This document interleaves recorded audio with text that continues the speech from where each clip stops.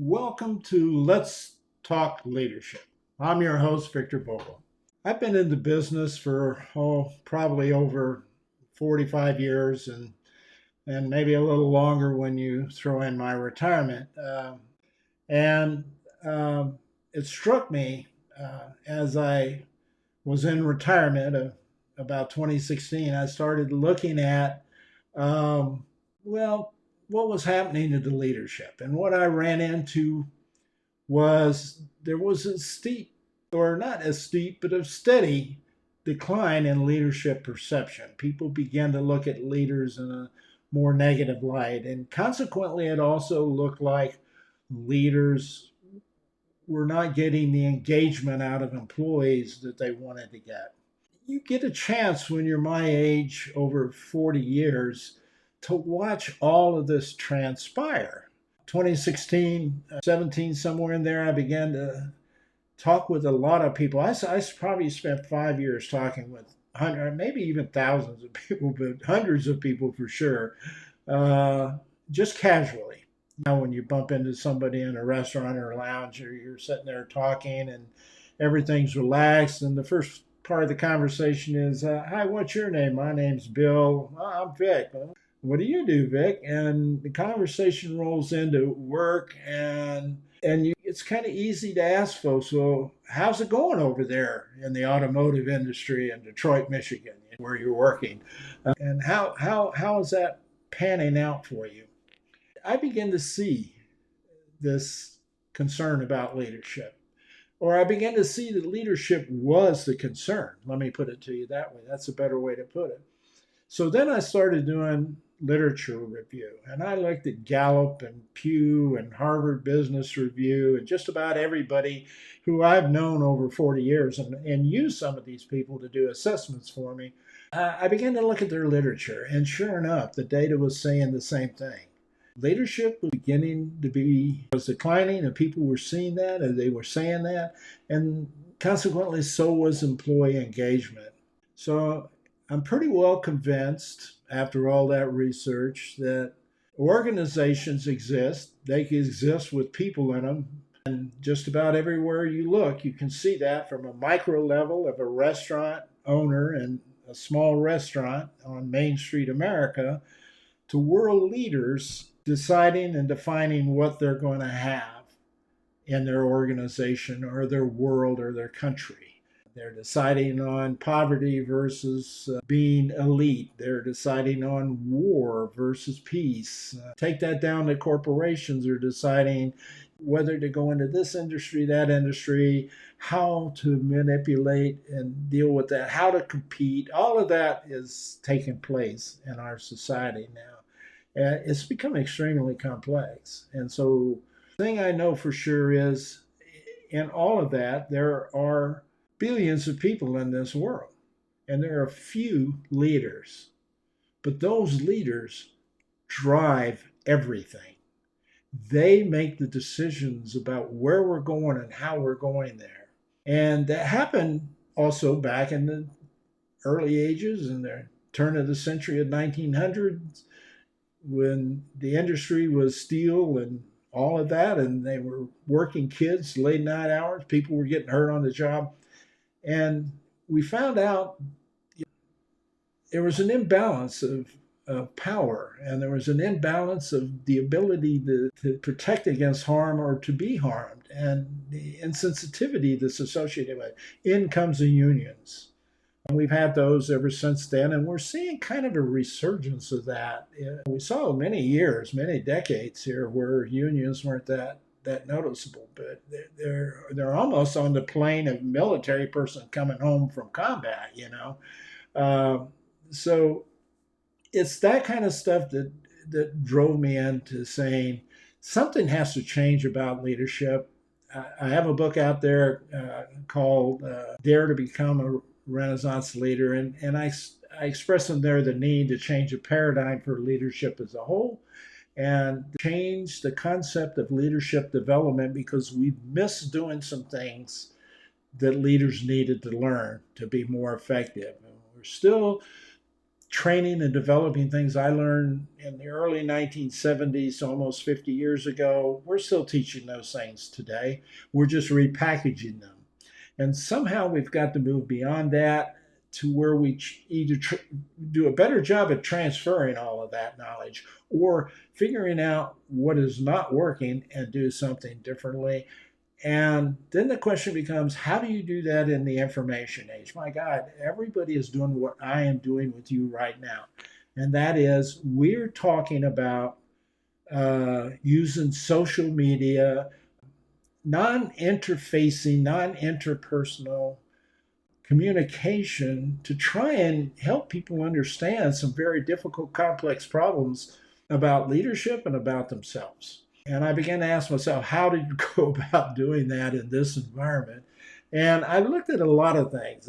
Some of it is commenting and working on social media, but you really can't tell where you are with that. I don't, somebody says they like something I said. I don't know what they mean by that. I know they like it, but I don't know why they like it, which is probably more important than just getting the like. So, hence my podcast. So that's what's going on with this podcast. We're going live right now to YouTube. I'm going to primarily stay on YouTube. It is the venue that I think gets to a lot of not just business leaders, but also people, employees. So I'm hoping what we can do with these podcasts is begin to bring to light some of the pain points out there for leaders and employees, because they are there. They are going to be there. These leaders have a significant impact on everything that's going on out there. And maybe we're not doing all we can do to get them ready to be good leaders and putting the right people in there. So all of those are things I think we need to look at. One way to do that, probably the best way that I know right now, and I can see from a communication standpoint, is to do video podcasting and then turn that into audio podcasting for people who just don't want to take the time to learn and sit there and pay attention. They can do it while they're walking and exercising on Apple Podcasts, but at least the word's getting out there. The next thing is to find the people who can help you do that. And in my mind, it has to be somebody who has led people. It can't be somebody who has not led people, but has a degree in leadership from whatever university you want to put it in.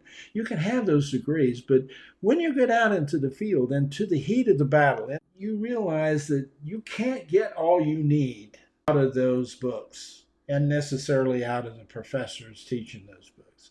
Many of them have never led people. Many of them have PhDs and they understand the theory and concepts, but that doesn't always transfer into reality in the real world.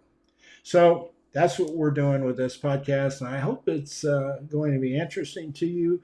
I'm enjoying the time I'm spending putting this together. I am not an entertainer, so my podcasts are going to be a mixture of trying to keep your attention long enough to convince you, or hopefully convince you, help. We need help. We need people engaged in dialoguing and spending time working with us and discussing it and going through all of it. So that's there.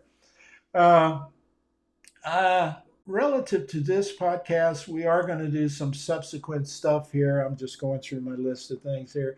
I'll do a newsletter behind each podcast within a week or two after, detailing out a little more information about what we talked in the podcast. But I'm also going to do another online session, whether it's a podcast or just a mentorship or coaching kind of event, still to be determined, but it will be for people who are paid subscribers to the program. And I'm doing that because I'm thinking, I remember as I worked in corporations for so many years as a consultant, I remember I was billed out at a lot of money, $250 to $400 an hour for some of those sessions. And that was 15 years ago, folks. I don't know what you guys are charging today, but I probably would floor me. But we have a lot of people out there on social media beginning to attack this one person at a time, $50 for an hour kind of stuff. And I'm just really not convinced we're going to get a strong surge into what we need to do to develop leaders in the future using those formats. I think if we can come off of the marketing perspective and really get into the meat of developing people, you could find that yes, you can spend an hour at a time or so, but maybe you're going to have to spend a lot longer. Maybe you're even going to have to get an airplane and travel and go somewhere and see somebody and spend time with them. And maybe this is just a way of getting into that scenario. I'm not sure. I'm really kind of confused as I go down through LinkedIn and Facebook and everybody else, Twitter and everybody else, where people are trying to get people engaged in coaching jobs or mentoring jobs or whatever. What I do know is we need to get a real handle on grasping all of that. And the way I think we need to do that is to find people who actually have led people, and not just led them a little bit, led them for a while. People have spent a long time. People who have cried together and had elation together and found success and found failure and worked through failure and found success again, over and over and over the years. That kind of person knows what leadership is really about. And we have as our guest one of those people. His name is Randall Doizaki. I think I'm hoping that I'm right. Uh, and Randall is one of those people. He's evolved into leadership in his life in the military and moved up into leadership in law enforcement. You can't pick two more places where leadership is critical. Life and death environments. Both of those organizations are life and death environments. And the vast majority of us today in leadership, we don't put up with that kind of stuff. We don't have to deal with it in our leadership decisions. Some of these people do. And so it's I feel kind of fortunate to have Randall here with us so we can talk about it.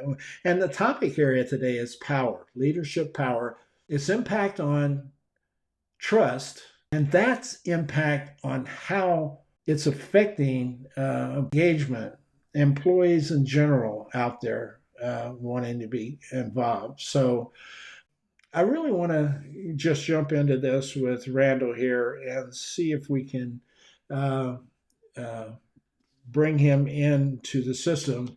Randall's, I think, something like 28 years. He has a bachelor's degree in management and a master's in organizational management, and he has another master's in human resources. You couldn't find a guy, I think, in my mind, that has so much coming from so many different directions that we need to hear about how things like what we're teaching leaders, like power and trust and emotional intelligence and those things, how they play out in the real world. He's got that kind of experience. So let's bring Randall on and see how we're doing. How you doing, Randall? Can you hear me? Doing good, Victor. Thank you for having me on this evening. Good.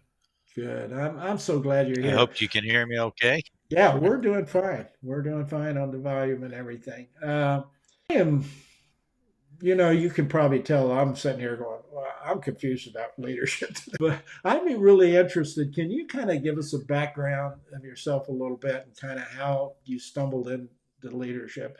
And if you're like me, that's probably how it happened. You stumbled into it. But go ahead and just give us a brief background on that. In a nutshell, my pursuit of leadership development was due to the lack of not having that kind of leadership. I refer back to one of my mentors growing up in high school, Dennis Sato, a business owner, but it started way back then when I was a 14, 15-year-old kid and working in a retail garden center, but then worked up through different jobs. I went in the Marine Corps right out of high school, knew I wanted to do something different, make something of myself. I had a great time in the Marine Corps, learned a lot. Got out of the Marine Corps. I worked a lot of different private sector jobs, fire, water restoration, food plant sanitation. I ran asbestos abatement companies, warehouse logistics stuff. I was a foreman for a construction company at Denver International Airport when it was being built. Just not happy in the private sector. I pursued education in criminal justice, completed academy, went into law enforcement here for Rapid County Sheriff's Office here in Colorado. And I knew I was a little bit older. I was 31 when I went into law enforcement, a little bit older than most, but I knew where I wanted to be at retirement. And that's either a captain or a lieutenant. I identified working backwards. But to be an effective leader in that, I needed to know all different areas. So work through that. And my degree in organizational leadership and human resource was because I didn't see that. I wanted the foundation and the education for that. And that's the education side. But then I looked at my military background and the law enforcement background. And then I was recruited. I retired. I was recruited to go to work for a metropolitan school district as part of senior leadership, working within their department. And one of the things I'm seeing is a lot of hesitation. I don't think that the phrase "you don't know what you don't know" and people don't know what to ask.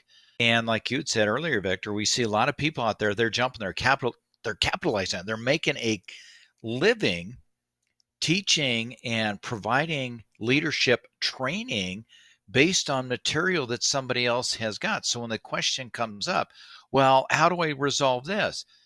They're going from textbook. They're sitting there and they're developing or they're providing feedback or guidance based on an educational principle. They're not giving practical hands-on foundation. And conversations that I've had with others and like with yourself, I'm reaching out to others. I'm doing a lot of networking and talking to different people. I try to connect with people in different fields, different professions, just because in my profession of law enforcement and military and public safety and so on, it is critical. It is life and death. There are critical decisions that seriously impact somebody's future. And but trying to develop officers to be decision makers is a critical point, and I think we're missing some of that. There's a comedian, Vinny Montez, out here in Colorado, and he talks about the new generation in law enforcement. He says, you got a millennial when he pulls out his phone and he asks Siri how to deal with somebody who's having a mental health crisis. Well, you don't want to go to Siri. They need to develop those decision making skills. So to me, leadership starts back when I was a 14-year-old kid. It starts when somebody comes in the door and they do that first interview. You start developing and identifying. And that's one of the things the military is phenomenal at. You were indoctrinated into that culture and you were brought in. And as you were developing, you move into that. And you see a path. You can guide somebody. We're looking at what people refer to as a mistake. To me, it's not always a mistake unless it's something you can't recover from. It's a learning opportunity. So yes, I've done a lot of different things in my background. I've taught college classes, adjunct faculty. One of the classes I taught was a graduate level management course, and the topic in that is planning, organizing, leading, and controlling. It's a structured how do you do this? Leading is one they just gloss over and they say these are the topics, you have to do this, you have to accountable, but we're not seeing a lot of that, Victor. And I see it in all different markets. I've seen it. I've got friends who work, like you said earlier, automotive. I have individuals that work in retail. I have individuals that work in food services, that work in one of our contacts does a hair care, different things like that. And all these restaurant owners. So I've got a few friends that are restaurant owners, one that owns a manufacturing facility for barbecue sauces and different things like that. So there's a lot of them out there, but a lot of work to be done. And I don't think the people that are currently doing it always have a good grasp on it. I think you're right about that. You're right. We do have interesting parallel and backgrounds. One of the first things I learned in the military was in a special operations unit. You get out there, and the important thing is the mission. It's amazing how it doesn't, you don't get engaged in who is in charge and who is not in charge. And I felt fortunate going directly into special operations and special forces because it allowed me to recognize the importance of, even though you're an infantry officer, and I didn't go through ROTC, I worked my way up through that. But even though you're an infantry officer, even though you're an officer in that realm, when it comes to the expertise that's needed to accomplish an extremely difficult mission, the value of each of those people that they bring to the solutions together as a community. Yes.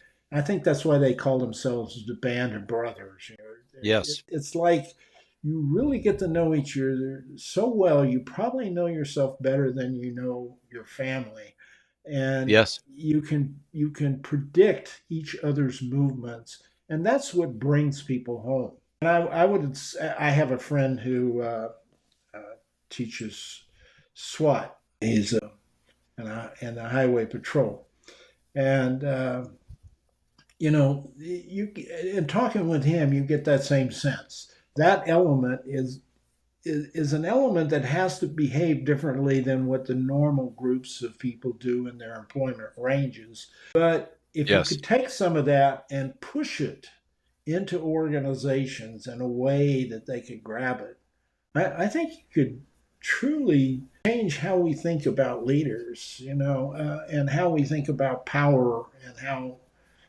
leaders use power. Yeah. That's one of the dynamics. When it comes to power, which is, sort of what we're talking about for a short period of time here, I could go on for hours about us and talking about leadership together. but when it comes to power, We'd have a great evening. lots of wine.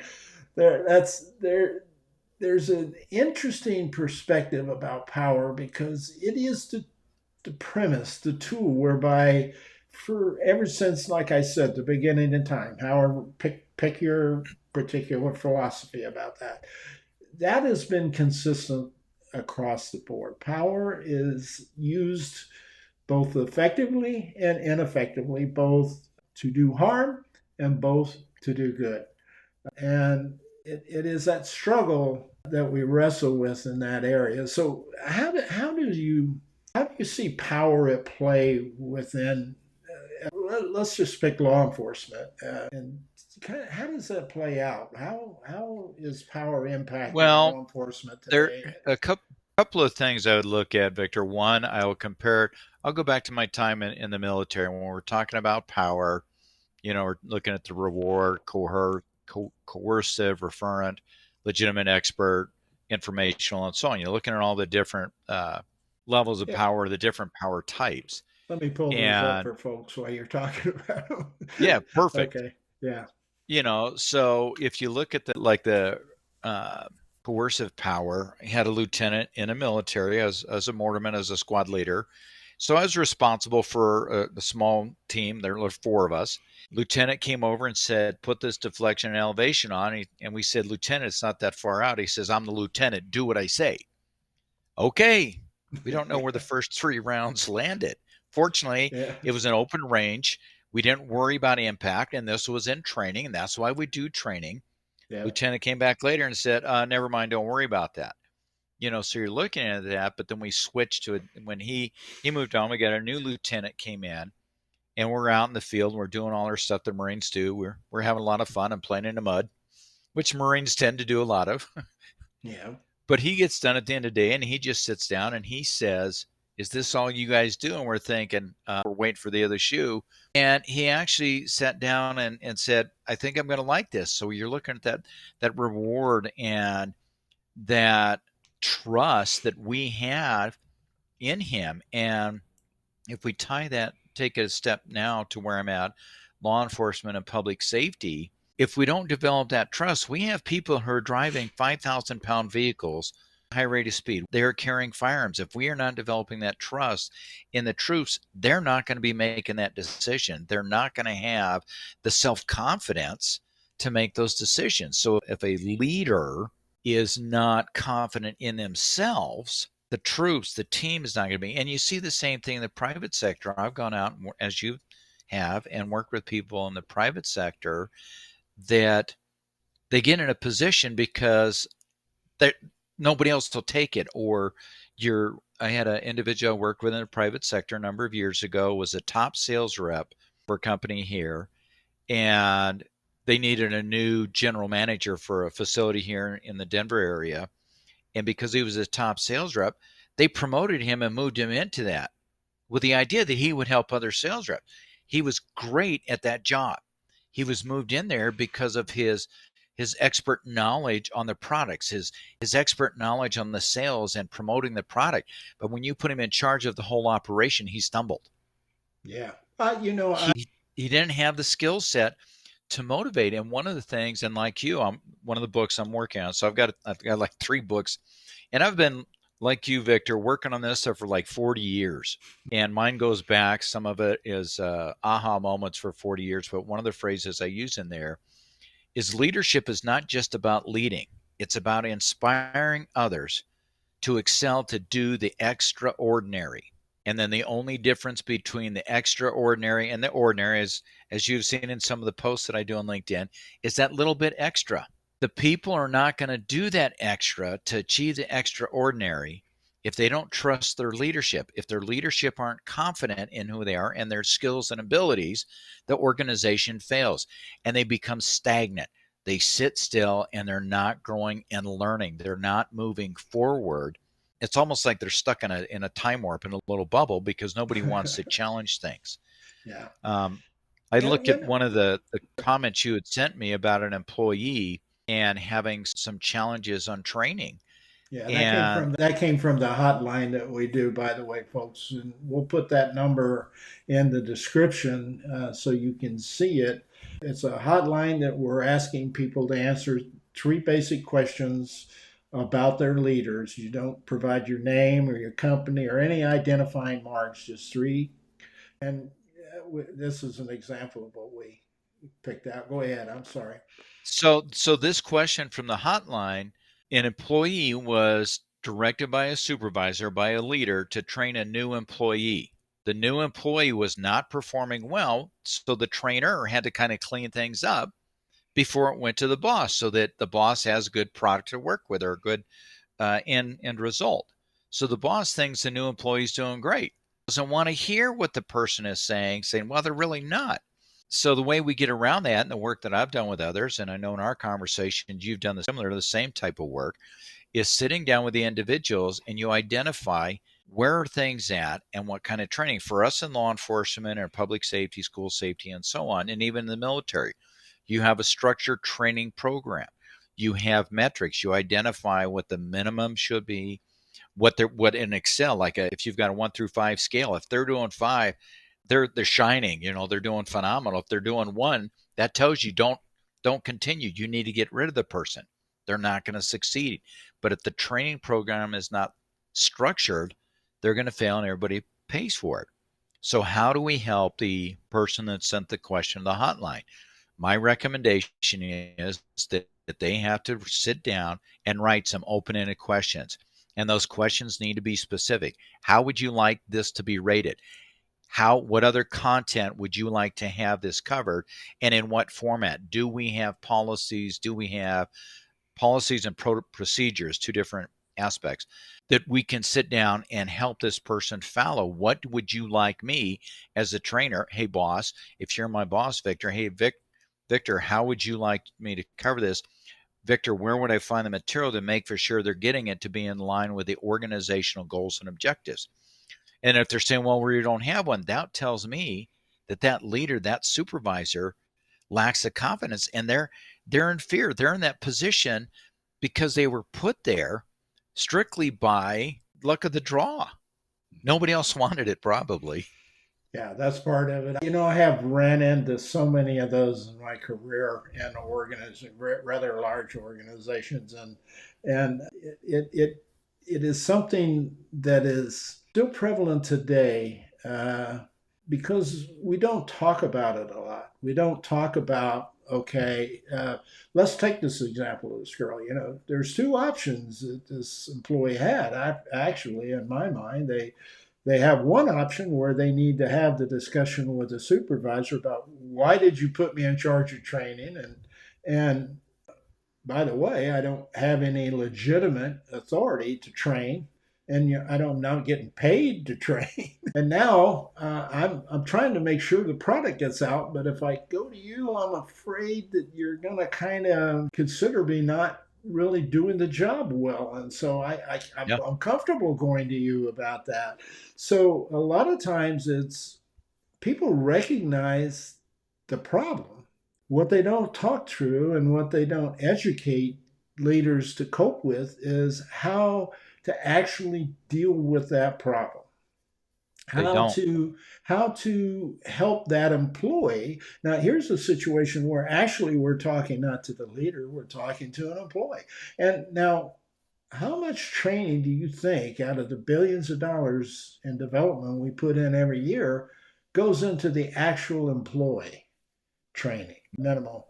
And the problem with that is you're not getting the full circle of development out of the process when you do that kind of thing.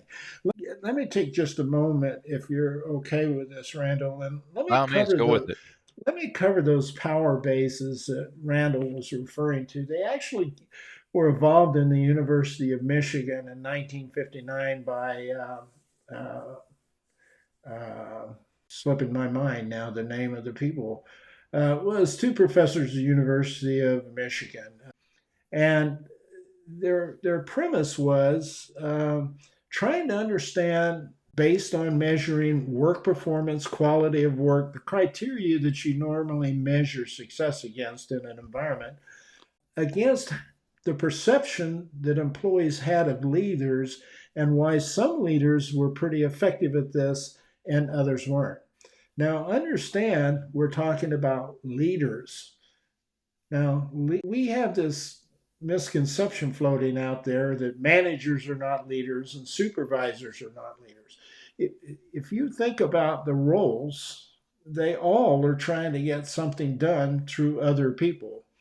And even informal leaders do this. So, Yes, uh, what they discovered is there were five bases of power. They categorize this as power that leaders use to motivate or coerce people into doing the work. And one of them was coercion.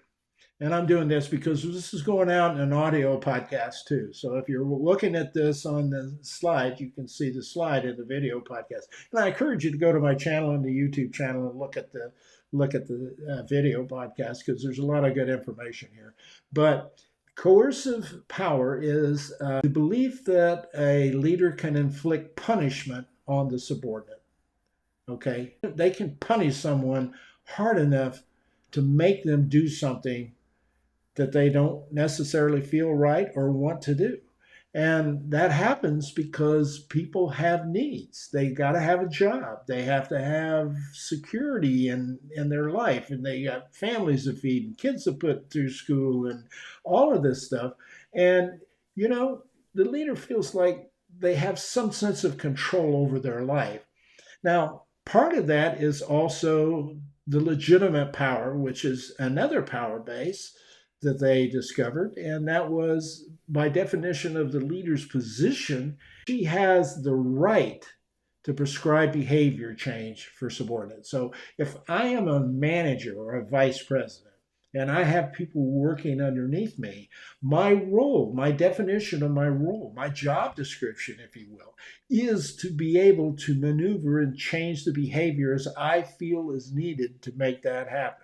So that's legitimate power, and they call that vice president, and they put it on the office door. So there was also though expert power, and this is a power that subordinates believe that the leader themselves is knowledgeable enough and competent enough and possesses skills that they don't necessarily have. They can go to this person and they can learn from them. They can grow. They can become better at what they do. They can take their questions and the questions like this employee obviously has, but was not able to go to their leader with. An expert leader would be the person that you would perceive would be able to, you could go to and get answers for this. Now, you're seeing at the bottom of this information power. I'm going to get to that one in a minute, but that wasn't one of the original power bases that came along with this. So I'm going to jump up to reward power. That's another way, another power base of power that people could use to lead other people and make them do things. And that is the belief that a leader can provide rewards for subordinates in order for them to change their behavior. And that's where pay raises came up and bonuses came up, and you can name benefits and a bunch of other scenarios that were perceived as rewards and used to recruit people, retain people, and to motivate people to get where they're going. And now, that is all up in debate how effective that is today, for sure, at least according to the research I've done. Referent power is another power base. Now, reference not something you normally hear used in relation to what we're going to talk about in the definition, but referent power is a subordinate's ability to establish a positive relationship with the leader. The leader is approachable. This is today probably expressed, I don't know, Rand, I think it's probably expressed in emotional intelligence more than anything. That's the hot button word today. We were expressing that back in 1972, by the way. 1975, 50 years ago, almost. It's just packaged different. And maybe we know a little more about it than we knew then. There's a little more science behind it now. But this is a leader that you could go to.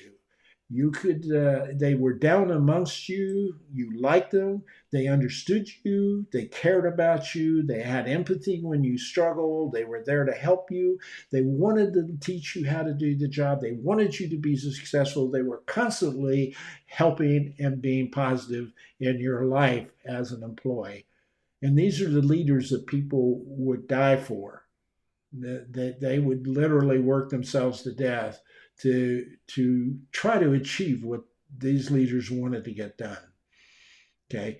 Now, we're not just talking about the Jeff Bezos of the world. We're talking about supervisors, line supervisors who were gruff. Sometimes they were gruff and pushy. And I remember working for a guy by the name of Virgil who retired out of the coal mines doing that. And that was his way of getting people going. But if something happened to you, or if you were sick, he was on your front doorstep with your meal. He was taking care of people. That is a referent kind of leader.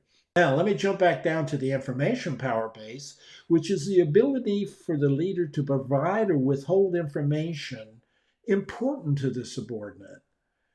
Okay, so this became a power issue in like 1980s, the beginning 1980s, the mid 1980s, when computers came about, the internet was being used, social media was just getting its feet wet in the late 80s and early 90s.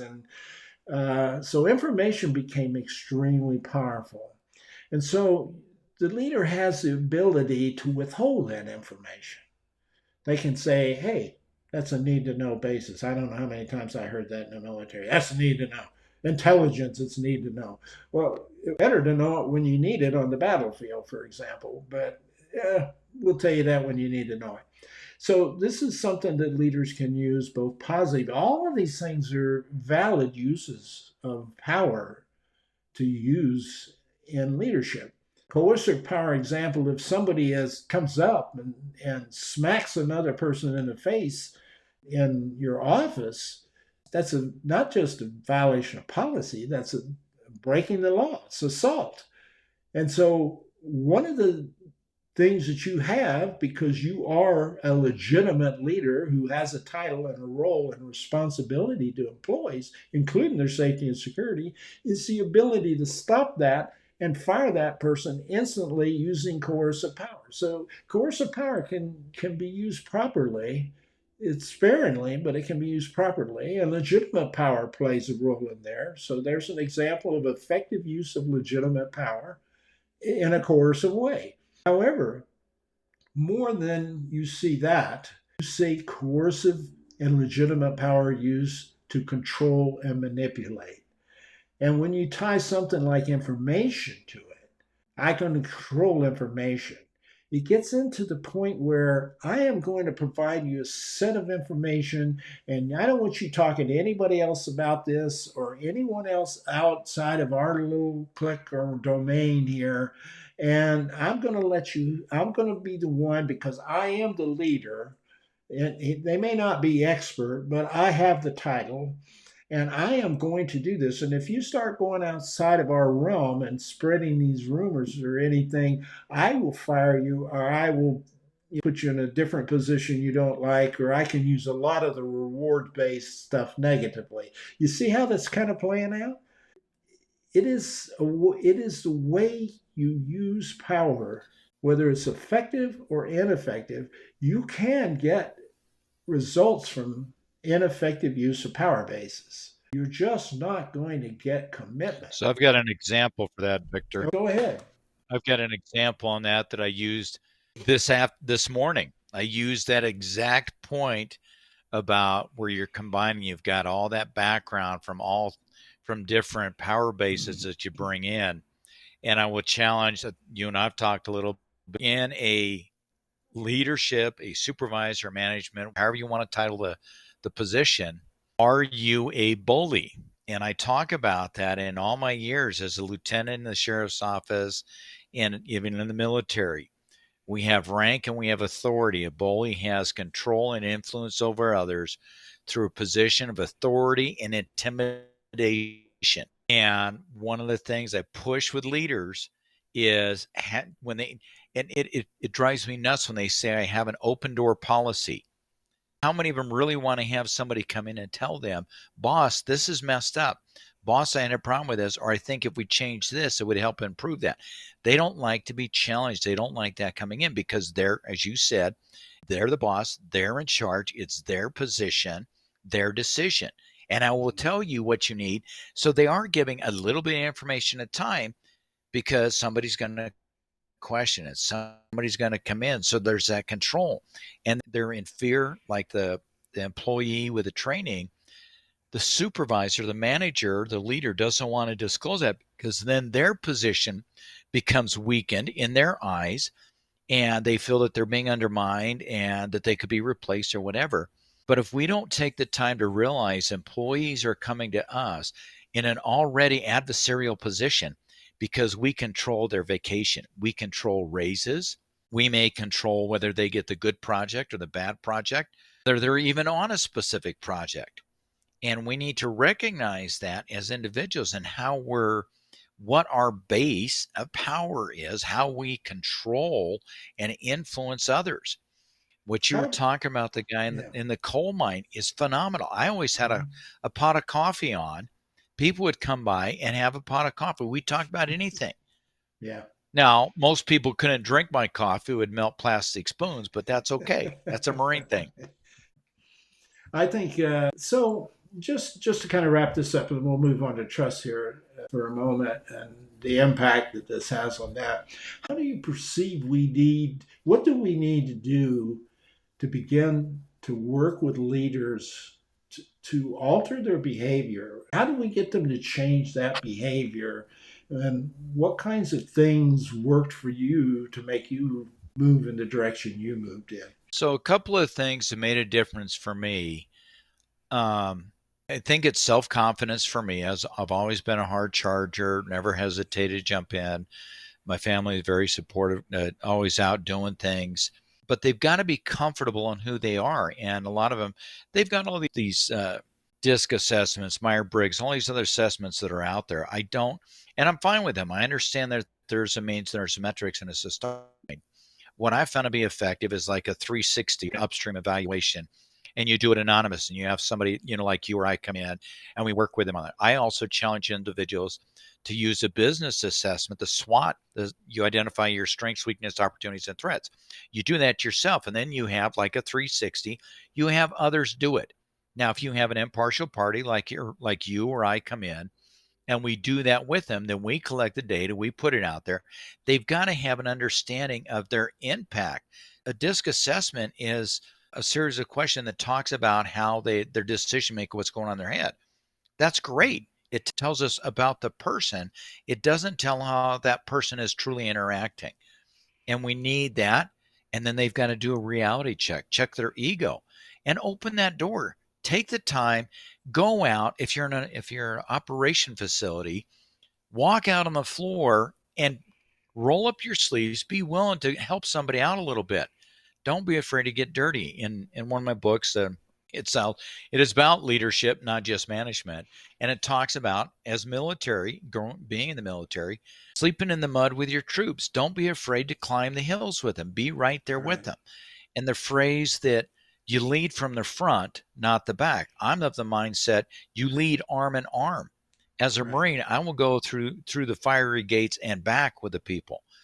I would get in trouble with my lovely wife for getting in fights. If somebody squares off with one of my officers and I'm there, you're not keeping me out of it. I get in trouble later with others because as a supervisor, I'm to observe. Game on. The troops trusted me. They knew it. And even in the private sector, people would call and we'd sit down and we'd work through problems. But it starts with a self-assessment on your ego, on how you're interacting, and then you bring that in. But it goes back to what we're saying, Vic, the power. If you don't have a true picture of what your power you think troops like, the flag that's up here behind me was given to me at retirement. It hangs with pride. My diploma from my graduate degree is in a file drawer. That's what makes a difference for me. That was signed. That was made for me by one of my sergeants. It was signed by all the staff. There's a lot. It means more to me with my Japanese heritage, the swords on the wall behind me. So that's what it is. I know who I am. I'm confident in who I am. Have I made mistakes? Yes. I've had plenty of internal affairs complaints, policy violation, nothing excessive, nothing community-wise. I've stumbled. Leaders who say, "Oh, I've never stumbled, I've never had a mistake," that's somebody to watch because they've never taken that chance. They've remained in a comfort, protecting their power. I got enough of those scars myself from a lot of different angles. Learning about yourself, I think that's a really key point that we missed for decades. We have not really taken. You and I probably got that from just getting bloodied by making mistakes and correcting them and taking the time to push our way through and make people talk to us about it. But I think we haven't in the past, and that's not necessarily our fault because I think it was around early 2000 when MRIs came in, neuroscience, and Yeah. this whole concept of emotional intelligence. And I'm a big believer in Shirzad Shamin's program of positive Yeah. intelligence. I think where that is going to be the most powerful, and you can go inside organizations' work, where that's going to be the most powerful if it gets put into use, will be selecting someone who you think has the expertise you're looking for and spend the Yes. next 2 years basically in therapy with them. Yeah, Psychological that's the way to look therapy at it. about how you make decisions, how you recuperate, how you find yourself. I mean, you learn so much through those discussions. I learned a whole lot of stuff just talking to my son, who thinks in those terms, and I later in life to learn this stuff even makes it exciting. But I think that the need, and this is one of the things I think we need to understand: leaders don't just get employees to do things. They have to interrelate with their bosses. They have to interrelate with other leaders. And think about this: if Yes. you're in a company, I saw this time after time. You go into a company and the leaders who are peer groups, marketing department, HR, operations, Yep. finance, whatever, legal, they go into a room and they start collaborating on what they're going to do. And then budget comes along and they all head back to their offices and get into battle mode and come back in because they're trying to get the most amount of money for Yep. their department. They're not Yep. communal. We don't teach leaders not only how to get We don't. that collaborative environment in employees, but how to get that amongst themselves and with their bosses on top of that. How do you relate to your boss? We don't spend a lot of time doing that. Now, the point you brought up that I thought was really relevant was you know yourself because of what you have personally been through, Correct. as I do now, and I'm learning more every day. But if we took that, if we formalized that process, we said, Yes. here's what I want you to do. You may put a person through a year and a half of understanding who they are and what they're about, what I call their leadership personality. They may get in there, that, like you said about that marketing person, that they may have taken that person before they promoted them, put them through this program. And that person may come back at you and say, no, leadership's not what I want to do. You saved yourself a lot of headache and a Yep. lot of money. On top of that, we now really Yes. know what that person wants to do with their life, and they know, which is really exciting. Correct.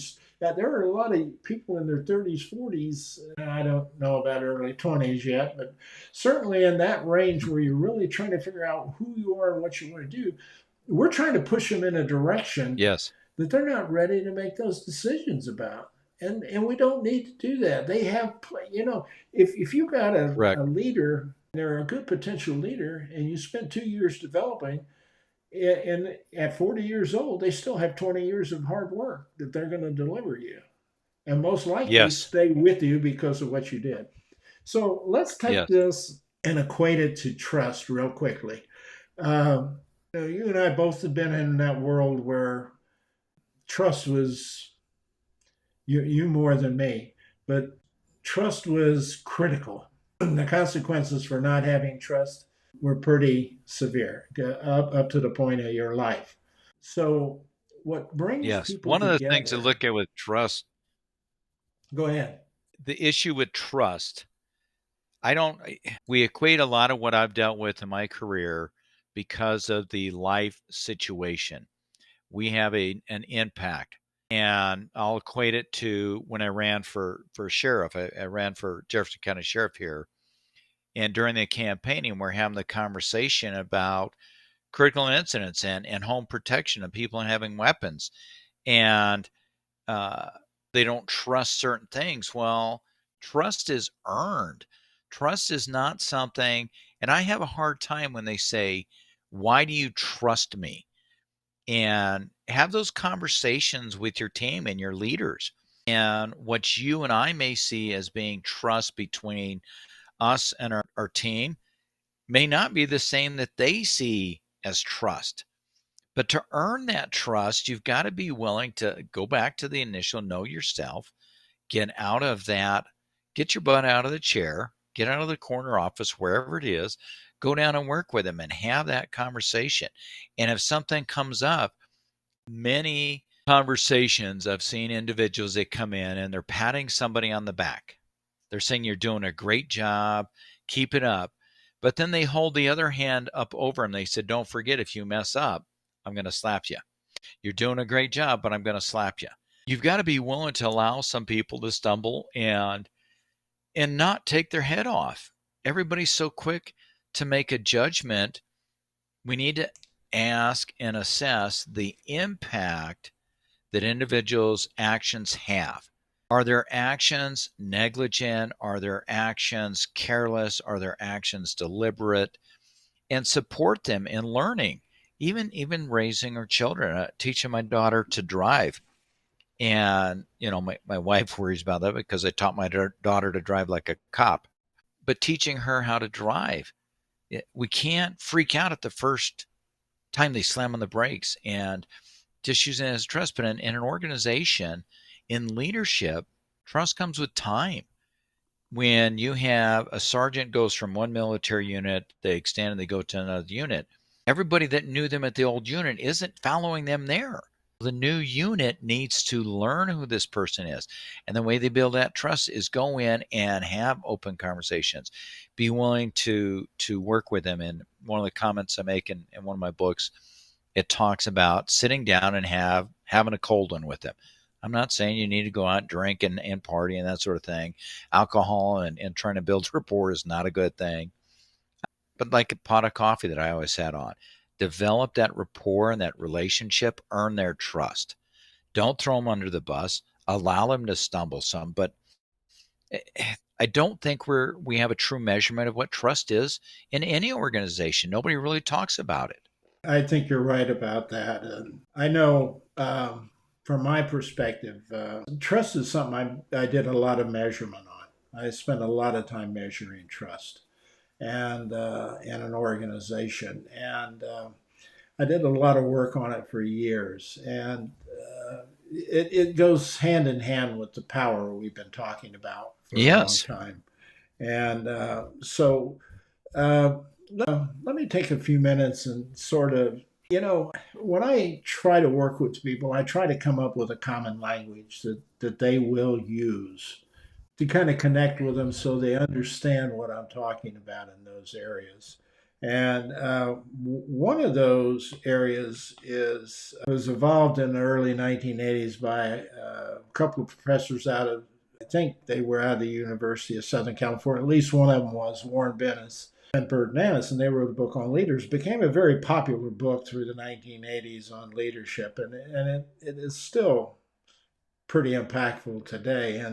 And they had basically talked about leadership in terms of trust and the ability to gain trust. And they basically said there were four, and they may have had four or five. I can't remember exactly, but I kept track of some of the stuff they did. And then what I did is I kind of put the power base aspect to that together with it. And so what happens here is the study that was done by French and Raven, that was the group, by the way, that I couldn't remember back in Michigan, was about these power bases and all of their interactiveness, and basically came out with the premise that a person who was a expert referenced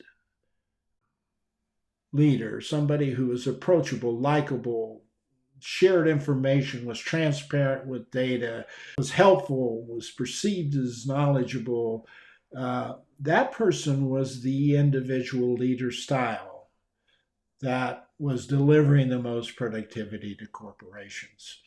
But along that path, it all of a sudden became relevant to how they did that. So that's where emotional intelligence, if you took that today and applied it back to power, you would see the connection. And if you take it and apply it towards building trust, trust really, I found out, really is a matter of harm. The ability of one person to do more harm to the other one. If you use it from a coercive perspective, it's the ability to beat someone up, to bully them, like you said, or to control more money, or to control more tanks, more armies, however, whatever micro level you want to take it. It's a balance. If you, I like to kind of refer to, I had a conversation with the guy who headed up the FBI's terrorist unit, and he was their chief negotiator. He's retired now, and Nessner is his name, and he's also the guy that Netflix program and was on Waco was formulated around. But he gave in our conversation he on that podcast, he gave a really interesting explanation about establishing trust and use of communication and the ability to have a balance. And he was the one that used the teeter-totter example to help me kind of understand that. He said, when you have two kids on a teeter totter and they're both on the teeter totter and their feet are on the ground, everything is going really great. They're friends. They're friends. They're enjoying being there with each other. Well, all of a sudden, one child takes control and pushes that teeter totter down, puts the other child in the air. And the other child in the air is excited or having fun with it, and then says, "Okay, let me down and I will do this for you." And the other child goes, "Nah, I don't think so. I don't think I want to let you down now." All of a sudden, the dynamics of that relationship changed just that fast. Just one teeter totter. And he was talking about this in relation to negotiating hostage situations where people's lives were on the line. And it became apparent that it was important from an interpersonal communication perspective to be able to connect effectively with people. And you weren't going to do it by threatening him because they had hostages, you know. So you had to use a more emotional intelligence perspective today. But he said you had to build rapport. And basically, what he was saying is you had to build trust. And so, what was going on here with Bennis and Nanis is they discovered trust was about competence. One of the things you had to have as a leader to gain trust was competence. Well, that kind of ties back to expert power. The other thing was you ended up needing to understand how to be consistent. And consistent really relates very well when you read those things. Consistency focuses on being congruent, communicating, living up to communication, behaving consistently. Consistency builds trust because it allows employees to predict the leader. And there is one of the things that I think was a cool measurement I picked up in my years, where I walked in and met with employees who could almost finish the leader's sentence. They were trusted and they felt more effective in their roles and they wanted to do more for their employer. So consistency was one of those areas. And these are things I'm going to follow up on in the next podcast I do here in a few weeks about this area that for subscribers. Compassion is another area. Compassion is just another way of saying today empathy. Compassion, well, it's not the same, but empathy, compassion, caring, concern, all of those harken back to the referent leader, the subordinate's ability to establish a positive experience with the leader comes from the compassion, the caring and concerning, the expertness, the consistency, the competence that you get when you have a trusting relationship. And the last one they said was congruency. And congruency really is doing what you say, is probably the simple way to put it. In communication terms, it's when your verbal language matches your nonverbal behavior. You are congruent. And where that comes in handy is if you're a leader, if you're incongruent, either in your interpersonal communication or your actual behaviors, people can't predict you. It becomes chaotic. And so consequently, they don't know whether they can trust you or not. And that's where you find the legitimate power bases and the holding of information and those kinds of things really impact a leader's ability to gain trust out of their people. And so I guess the way I look at this is these are all known factors. They've been known factors for years. Okay. But we don't do them. We still have this problem today. So I'm struggling with trying to figure out, one, why, and then two, what can you do to change it? And that's where I came up. From my side, I took what I call a triad approach. It's almost like a trilogy, but I'm scared to talk about it in those terms. There's a three-pronged approach that we need to start taking with leaders. One is the one I mentioned earlier, which is the psychological side of it. Getting people to know who they are, understand who they are, how they behave, and then optimizing that to improve leadership. The other side is the sociological side of it, which is you have to interact with your people. You have to interact not only with your employees, but your peers, your bosses, customers, and a bunch of other people. And so your ability to understand empathy and compassion and the other aspects of emotional intelligence that are so important to building trust, that Warren Bennett said. By the way, if you thought about that power slide I was showing you, and if you're listening to this, we showed a power slide and several slides on trust building, those four competency, congruity, etc. Uh, in 1959 is when French and Raven put that model uh, into play. It was 1981 when Bennis and Nanis put their theory into play. That's 30 years of difference. They were saying the same kind of thing. There's so much correlation between the two. It's just amazing. And if you take that and superimpose it on today and say emotional intelligence, it's still the same thing. So it's not so much we don't know what to do, is I'm not sure we know how to do it. And that's where I thought this new psychological concept of positive intelligence in my mind is extremely important, in that it can help you learn how you think and how to integrate some of this stuff. And the way I discussed it in my book was you spend time teaching a person about who they are so they can understand themselves. So then when you teach empathy, you teach trust, you teach power, you teach whatever, even the functional responsibilities, they can assimilate that information in, knowing who they are. They take it and convert it into how they think about it, how it works for them. And then they internalize that. They make it their own. And then when they go back out amongst the employees, when they apply it, it comes across as sincere.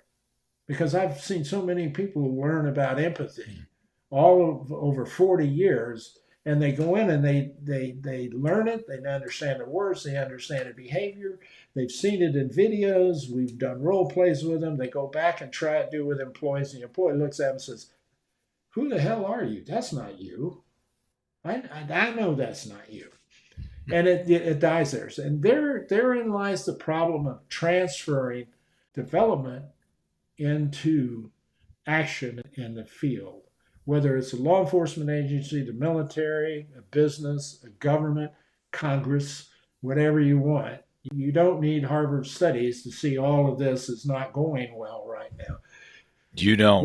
Well, yeah, what you can do is you can get up there and you can begin to change how you think about leadership. Leadership is far more than just motivating employees to get a job done. It's communal in terms of It the whole truly is. organization. If you took the history I talked about in the beginning and tried to think about what will be the impact if we took leaders out, people rely, and there are so many billions of people who are relying on the few leaders. They put them there. They either elected them or they chose to work for them. Or they put them there. But then we can't get them to connect. And I think that has a lot to do with taking the time for people to understand who they are and what they're good at, and truly Yes. spending that therapeutic time on that side of it. We've taught them emotional intelligence for years. We've taught them about power for years. We've taught them about all these other things for 50 years. And we're still teaching the same stuff. Just different, like I said, packaged different, maybe a little more sophisticated. Yes. But what we missed the boat is we haven't taken time to invest in the leader themselves first. Well, one of the ways I Go ahead. kind of compare that, Vic, I've got a buddy of mine, and again, somebody outside my circle of profession. He's a manager for automotive auto body work, and he says they're running the same thing, and it's a skill base. And how do you take that and incorporate that? He says he can sit down and show somebody how to do the finish work on a car and how to line things up and how to do the painting so it comes out right and so on. And that's a trained skill that is passed on, and he's Right. guiding and he's mentoring. But I think part of what it's coming down to is organizations and individuals reaching out and recognizing what they're weak in, what the areas they need improvement in, seeking out individuals like you and myself, and working with us as being a coach, or we go out and we do some of this training. We go out and we can do some of the public speaking and the presentations. I think where we're missing it, I've seen a lot of speakers go on that they are great presenters. Uh, But where's the content? yeah. Where are the action steps? Yeah, it's the connecting of transference that has always been the problem as far as I can remember.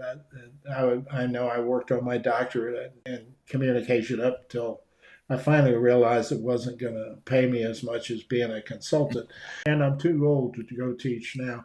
But the idea of transferring that into activity, and that's why early on I said in the podcast, there are a lot of people out there that are energetic and want to learn and do this stuff correctly. They just can't afford either the education or the mentoring or whatever. Most of the time, when you're mentored inside an organization, the organization's they're funding the process. It's not the Yes. individual that's in it. The leaders I taught were being paid while they were being taught, but I was being paid not by them, but by the corporation. Yes. And that's why I say that it's extremely hard. It's not that it can't be done. I'm sure there are people on LinkedIn and they're doing this very successfully, but the vast majority are not, based on what I can gather.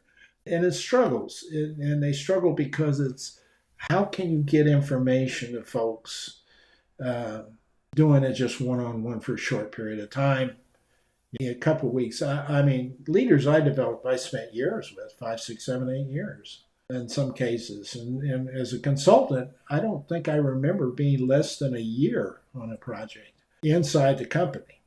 Now, if I was trying to do that with what we're doing now, in an hour here, hour and 15 minutes, you can't get it all done. You can make people Not aware. getting a lot. Yeah, you can make people aware. So somewhere along the line, when it comes to leadership, we have to make a decision of what's the purpose of training leaders. Is it $50 an hour until you reach a certain amount of money, or are you really trying to make a change that's meaningful and will be purposeful to help people make it through these decisions that AI and the vast amount of intelligence and the vast amount of capability that our youth has today, what that's going to deliver, I'm not sure what we're teaching people from a leader's perspective is going I to don't either. it's going to hold up. I'm not sure. I'm certainly not the one to have the answer, but somebody's going to have to take it from a different angle and a different approach and go that way. I think I've taken up a whole lot of your time, but I've really enjoyed the conversation. I've enjoyed it. I always enjoy And these. what we'll put Randall's information and how to contact him and any follow up you would like to do with him. And Randall, if you've got any of your books coming out or something, make sure I have those so I can put in Oh, the definitely. description here. Like I said, I'm going to be following. This is a work in progress. My approach to reaching people on leadership about this. I'm not trying to build a consulting or mentoring business. I'm trying to create an environment where I don't go broke trying to help other people maybe look at leadership differently and take a different tack. And the best I've found, the best approach I've found to that is the what the many podcasters have already built, and that's the subscriber network where you don't have to spend a fortune to be able to get some information over a period of time on an ongoing basis. Now, if you think you're going to get it all in a month, then don't bother to subscribe because you're not. But if you want to listen to, and this is viable information, then we have those two methods I told you about, the leadership hotspot on my website and the hotline to tell us the kinds of things that you really need to know about leaders, whether you're an employee or whether you're a leader or whether you're an executive or whether you're the president of the United States. I don't care who it is. Let us know what those pain points are. What are the issues? What are the things that we need to grapple with? And let's get dialogue going and bring all of these great minds that are going to drive our future together. And maybe then we can go forward. Randall, it's been a pleasure. I will let you get back to what you were doing and have a good evening. Best of luck. Take care of yourself and stay safe out there in that world. It's a tough and violent world out there now. You too, sir. Okay. Bye bye. Thank you for having me on. You stay safe. Okay. We'll be in touch. Talk to you later. Like I said, January 9th, we'll be doing another podcast. I believe we're going to be doing a podcast at 8 p.m. every second Tuesday of the month. We're going to be putting out a newsletter behind this to follow up on some stuff. Then I encourage you to jump into the podcast with us, share the information, see if we can do something together on this. This is Let's Talk Leadership, and I'm your host, Victor Vogel. Till next time.